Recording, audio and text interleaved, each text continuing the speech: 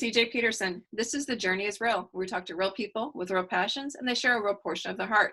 My guest today is Terrie McKee, and we've titled her podcast as God's Presence, Power, and Provision During Trauma.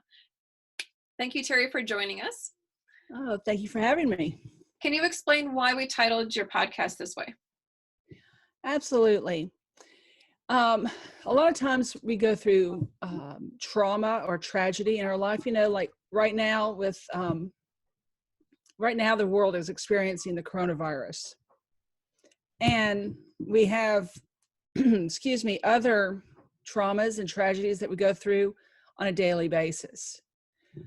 Some of us, have terminal illness diagnoses. Some of us have issues with our kids. But we all go through things, and we all need to know that God is with us in those moments. Mm-hmm. And sometimes he quietly sneaks in there, and sometimes he just kind of just sledgehammers his way in, makes his presence known in a big way. But he's always there. He's always there. Mm-hmm. And we need to know that that's a promise. Mm-hmm. That's not something based on our feelings. That's a promise in his word. Mm-hmm. So we first experienced that power and his presence, and certainly his provision. About 4 years ago, in 2015, November of 2015, my husband and my youngest son, my youngest daughter, and I were traveling back from Lynchburg, Virginia to our home outside of Charlotte, North Carolina. That's like a 4.5 hour drive. We were coming back from Thanksgiving out of town with Greg's parents. Greg's my husband.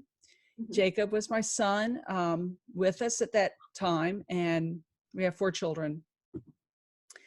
So Jacob was there, and Laura, who was 5 years old at the time, was there too. And as you do when you travel, you drink a lot of sweet tea, and eventually you have to go to bathroom breaks. Eventually you have to do that. So we were like an hour away from our home when all that sweet tea hit us. Mm-hmm. And we stopped at a rest area like most of Americans do.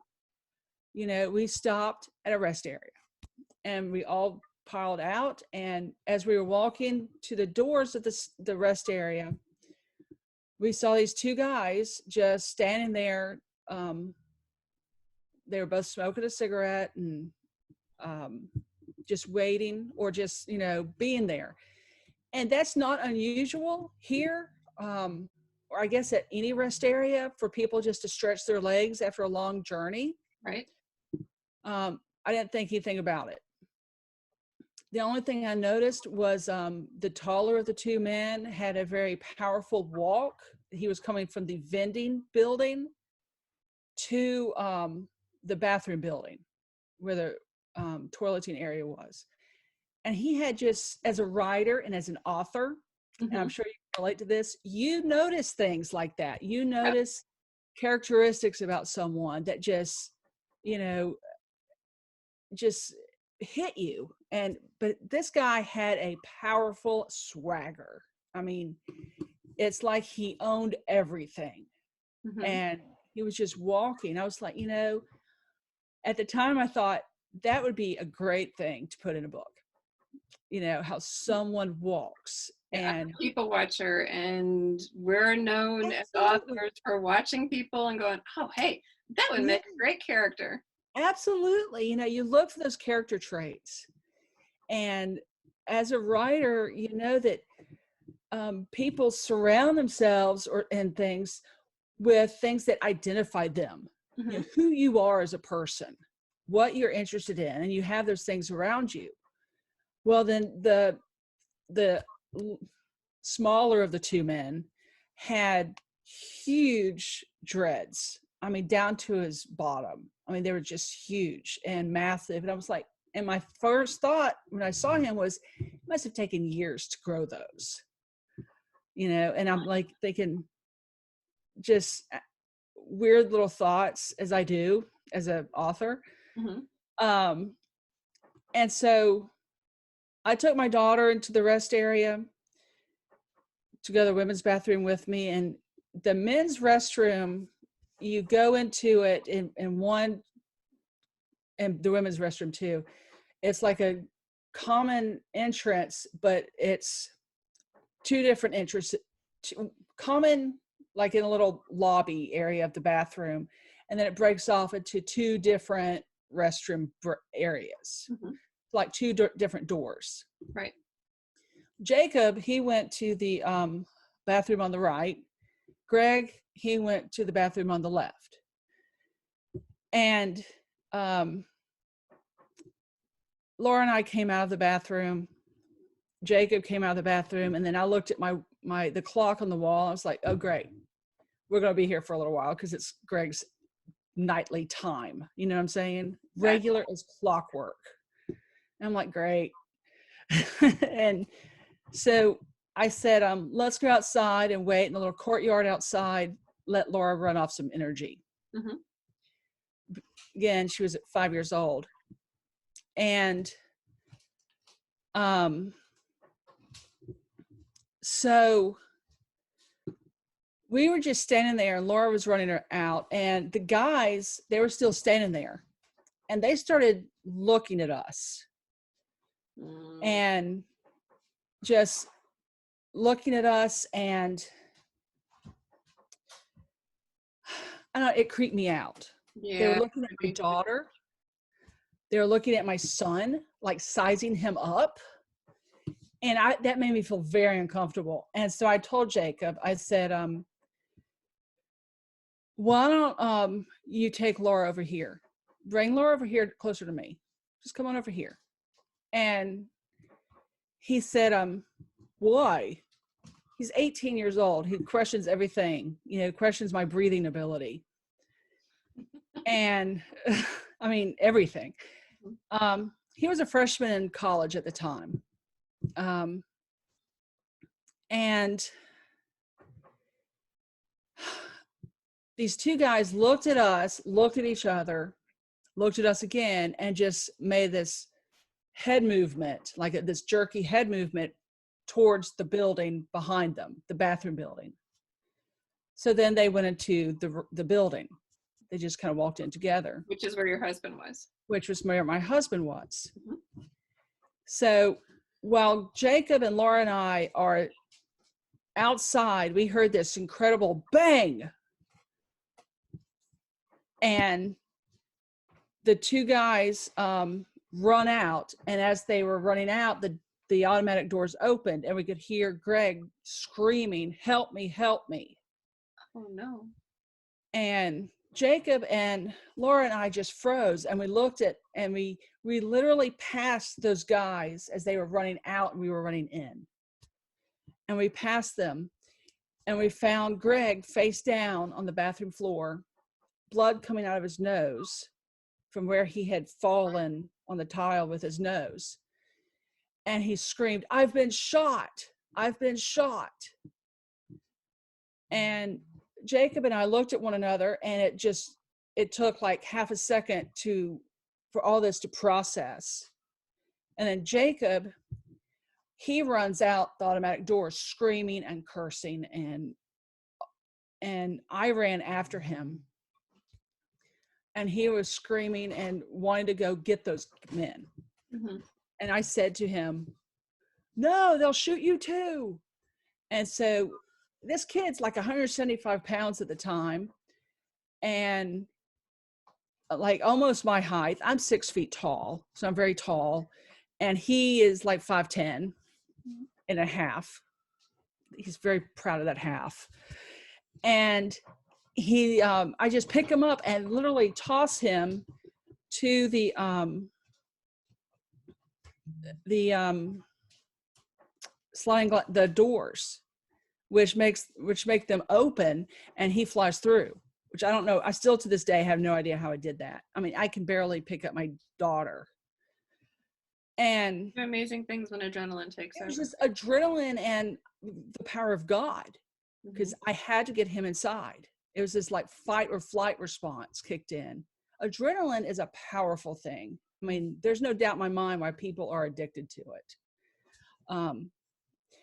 But we found Greg like on the floor. Laura, oh, this is so hard to talk about sometimes. But Laura was sitting on the floor of the rest area about 10 feet away from her daddy, rocking back and forth, holding her knees and saying, "My daddy's dead, my daddy's dead, my daddy's dead, my daddy's dead." And he was yelling at her and saying, "I'm not dead, baby doll. I'm right here. I'm right here. Daddy's not dead. I'm right here. Look at me." And Jacob immediately gets on the phone, calls 911. I ran to find the custodian who was on site at the time and to tell him to call 911. Well, he was already calling 911. And I just screamed at this poor man's face, like 2 inches from him, "Call 911." And he was like, "I'm on the phone with them." And so that proceeded. I just lost it. Mm-hmm. I don't know. I would have too. I just lost it. And I just started running around like a decapitated chicken and just screaming and crying and begging God to be right there. And, just praying, "Help us, help us." And so Greg says, "Terry, I'm okay. It's just I can't feel my legs. I cannot feel my legs. But you got to get the keys out of my pants. You got to get my wallet out of my pants." And when I picked his wallet out of his pants pocket, that's when I realized the guys didn't take anything. They did not take anything. They did not steal anything. They shot him. For no reason. For no reason. They didn't say, and he told me, and he said, and then when the state trooper came in and secured the place and started talking to Greg about it, and I overheard him say, "The guys didn't take anything. They put this gun to my head at the sink." He said, "I was washing my hands at the sink. They put this gun to his head, and Greg just bolted. He saw this gun, he left. They bolted and they shot him from 3 feet away," which the detectives and all these people during the trial, they said that was a kill shot, that it should have killed him instantly. But Jesus.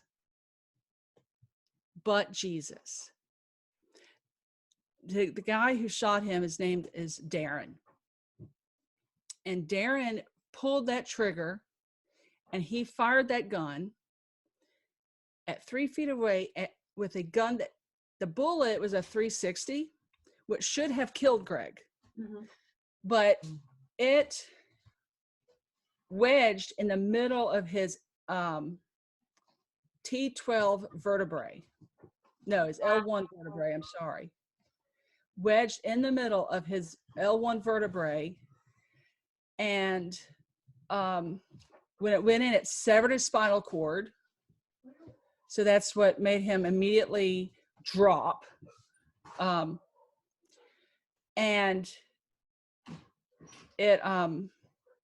but it went in, and the doctor said 1/2 inch in any direction, up, down, sideways, and it would have instantly killed him because it would have gone through soft tissue instead of the hard bone of the vertebrae.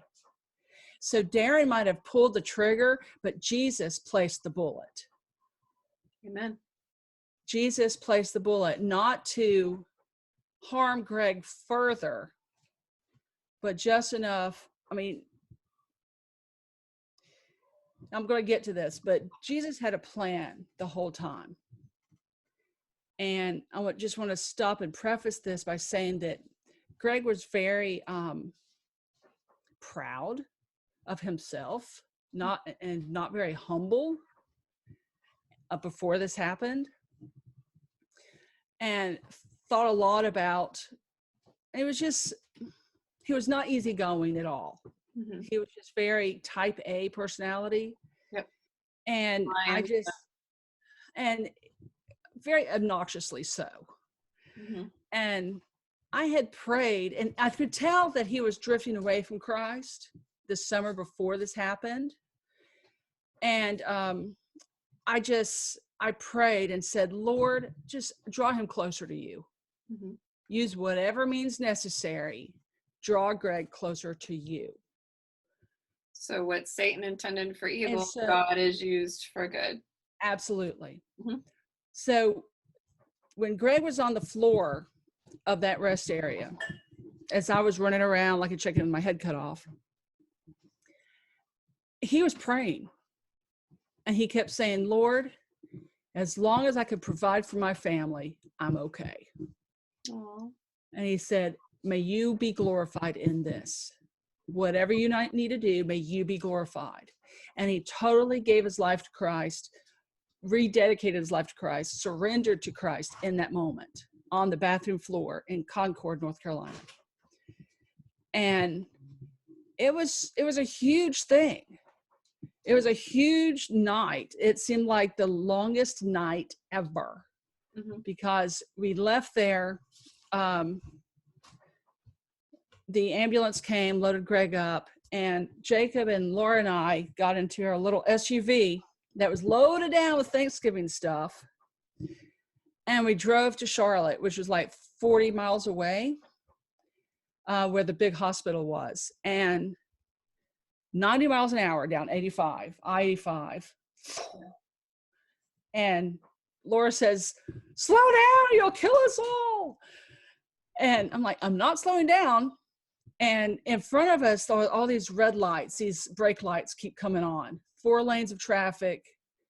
And Jacob says, we're going to hit them all. And I said, no, we won't. And I said, Lord Jesus, you parted the Red Sea one time. I need you to do it one more time. And I put on the hazard lights, did not hit the brake at all, and just went right down the middle. And the cars with all those red tail lights, they just parted. And we went right down the middle of them, all the way to the hospital. I got goosebumps just thinking about it. And from that moment, Jacob was like, how did you do that? I said, I did nothing. God I said, I did nothing. I said, Jesus did it all. Mm-hmm. He heard my prayer. He answered my prayer in that moment. And he said, prayers usually take forever to be answered. I said, no, they're all on God's timetable, Mm-hmm. not our timetable, but on God's. And I said, we have to understand that God is in this right now, that he's making these things happen. And it was just so many different things that happened in this journey. Like, so many people just raised funds for us. People in the community just gave. Mm-hmm. We had a GoFundMe account thing at that time, and people just gave. They saw the newscast about us. We were all over the news. We were on Nancy Grace, for pity's sake. And that was weird. I was interviewed on Nancy Grace on the phone, and then this man who I don't even know who he was, this expert person, he argued with me on the phone on Nancy Grace that Greg probably did something to anger these guys. I was like, who does that? Who says that? I don't know. And I said to the guy on the air, I said, who are you? Were you there? Were you there that night? I was. Mm-hmm. And I was like, my husband would have never. He kept to himself. He's quiet and a shy man. He doesn't even like people most of the time. And he would never talk to people. I said, first of all, you don't talk to other men in the bathroom. That's just not done. Yeah. Women chat it up. Men, not so much. Right. But, and my husband wouldn't. Well, let's, you've taken us from that night. Can you fast forward it? We have about 10 minutes left. Can Sure. you fast forward it to, God was there. Yes, God was all over that. He was all there. He guided the directed the bullet. He brought Greg back to him and back to the Yes. fold. Um, can we fast forward a little bit, and what does it look like now? Okay.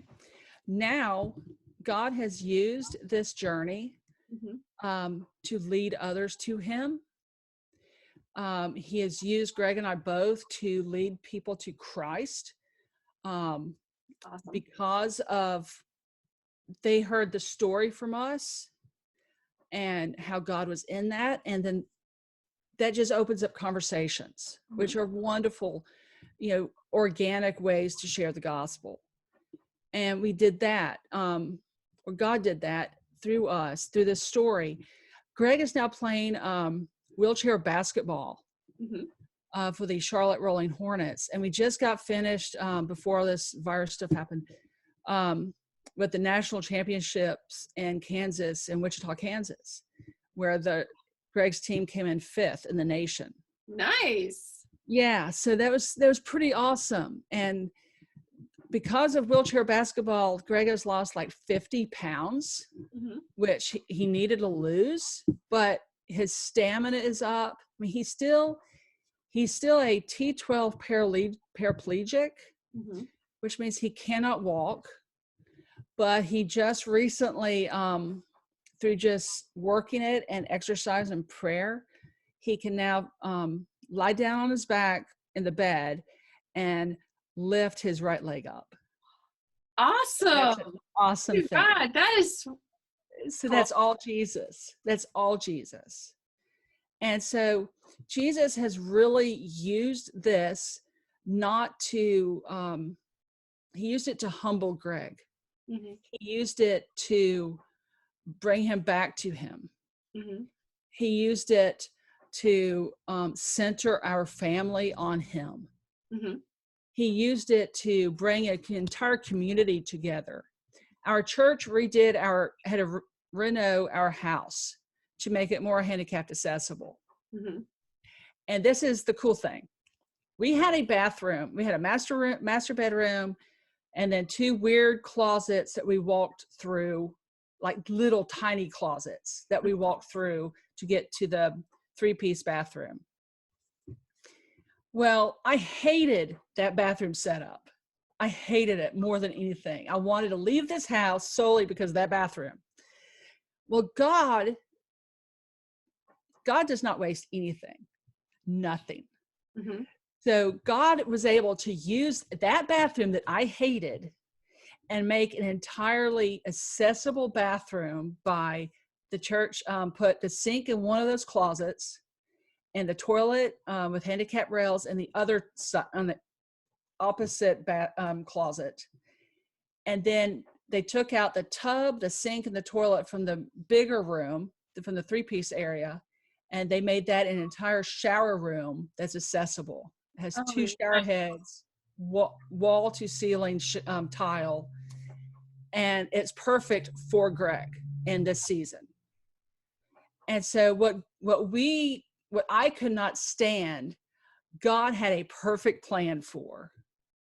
well, So that's kind of like right now with what's going on with the coronavirus. Um, yes, you know, we could all sit here and complain and whine and fuss and fight and pitch a fit, but churches are doing online. They're probably reaching more than they would have on yes. other services. Mm-hmm. Communities are pulling together. People are. I read where there's a stop area where people are passing out the bags to the truckers because the truckers are pretty much our lifeline at this point. Absolutely. Yeah. It's amazing what happens when people pull together, and it's Yes. amazing what can get done. When Hurricane Harvey hit down here, Mm-hmm. before the government came down with all their red tape and stuff, the communities pulled together unbelievably so, to the point that one community actually just kicked the government out and said, don't even bother coming in here, we got this covered, we've already done it, so just go. Right. Absolutely. Churches stepped up, and we're seeing churches step up, we're seeing people step up, and God can do amazing things every day. Yes. But when there's something like this that goes on, Mm-hmm. he can turn, like I said, he can turn something that's bad and make it good. You just Right. look for it. Yes. And Absolutely. I am just, your story is amazing. And I just want to thank you so much for sharing your heart. Um, Oh, I am thank you. aware that you have 3 different websites. One Yes. of them, the reason I mentioned the whole virus and everything like that is one of them is regarding homeschooling. It's called homeschooling, the number 1 child.com. So it's HOMESCHOOLING, the number 1, Yes. and then CHILD.com. Can you Yes. explain to my listeners what exactly that is? Sure. I homeschool my daughter, Laura, and she's now almost 10. Mm-hmm.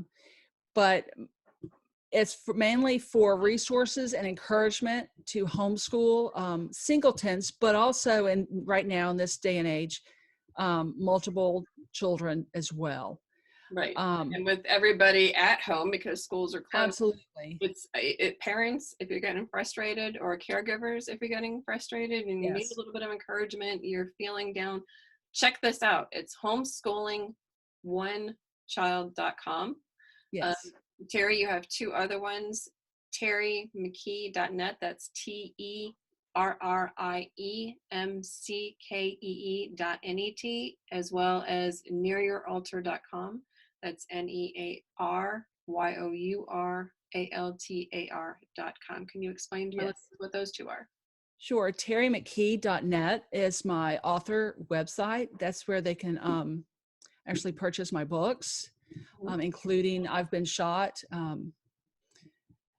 Encountering Christ, Power, Presence, and Encountering Christ in Trauma. I keep getting the title messed up, and it's my own book. But they can actually purchase that book there, and I'll send them a signed copy of it. Oh, awesome. Yeah, and my 2 other books are on there as well. But that's mainly my website for my author activities. Nearyouraltar.com is dedicated to providing encouragement for discipleship despite difficulties. Which is So, exactly pertinent to what we're doing right now. absolutely. So we're all going through difficulties right now, some more than others. And so it's just to encourage people in the Christian faith, Mm-hmm. to encourage people in life, to encourage people that God is among us right now at Mm-hmm. this time. Mm-hmm. No matter what we go through, He is there. We just have to kind of look for Him, Right. and He promises us that He will always be with us. That's not based on our feelings. That's based on His word And and his the promise commitment that He to gives us. us. Mm-hmm. Yes, absolutely. Okay, there are 3 websites, terriemckee.net. Terrie is spelled TERRIE. Don't forget that Yes. E on the end, because otherwise you'll get Right. messed up. And CKEE.net, and I say that because I've done it. Uh, nearyouraltar.com, homeschooling1child.com, and that's the number 1. All 3 Yes. of them are chock full of resources. Check them out. They will also be listed with these podcasts. Terrie, we literally had just a couple more minutes. Is there anything else you'd like to add? No, it's just everyone keep safe and just draw closer to God in this time, and that will help you more than anything. Amen. Yeah. Well, Terrie, I want to thank you so much for sharing your heart and sharing your story with us and sharing your journey.